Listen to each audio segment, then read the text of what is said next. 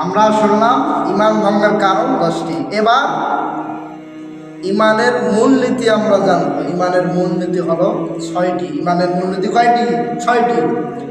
হযরত আনাস ইবনে মালিক রাদিয়াল্লাহু তাআলা আনহু হতে বর্ণিত, রাসূল সাল্লাল্লাহু আলাইহি ওয়াসাল্লাম বলেছেন 3টি বিষয় ইমানের মূলের অন্তর্ভুক্ত। 3টি বিষয় ইমানের মূলের ভিত্তির কি অন্তর্ভুক্ত। এক ব্যক্তি যে ব্যক্তি আশহাদু আল্লা ইলাহা ইল্লাল্লাহ ওয়ালা তুকাফিরু বিযামবি ওয়ালা তুআশখিরুহু মিনাল ইসলামি বিআমাল, যে ব্যক্তি লা ইলাহা ইল্লাল্লাহ পড়বে তার ক্ষতি করা থেকে বিরত থাকা, কোনো গুনাহের কারণে তাকে কুফরির দিকে ঠেলে না দেয়া, কোনো শরীয়ত বিরোধী কারণে ইসলাম থেকে বহিষ্কার না করা। 2 নম্বর হচ্ছে রাসূল সাল্লাল্লাহু আলাইহি ওয়াসাল্লাম প্রেরণের সময় জিহাদ চালু রয়েছে, তা অব্যাহত থাকবে।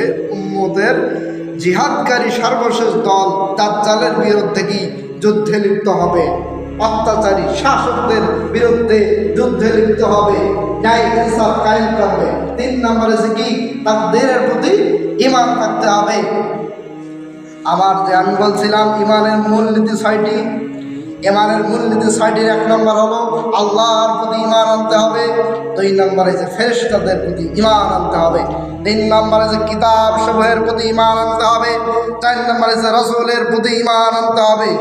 5 নম্বরে যে আখিরাতের প্রতি ঈমান আনতে হবে। 6 নম্বরে যে তাকদীরের প্রতি ঈমান আনতে হবে। এই 6টি মূলনীতির উপর ঈমান আনতে হবে। এই 6টির উপর ঈমান না থাকলে সে কি যতই সালাত আদায় করুক তার সালাত কবুল হবে না। যার ঈমান নেই সে আবার কেমন করে সালাত আদায় করে? কথা ঠিক কিনা মুসলমান? তাহলে আমাদের কি এই 6টি মূলনীতির উপর ঈমান আনতে হবে, আনা জরুরি।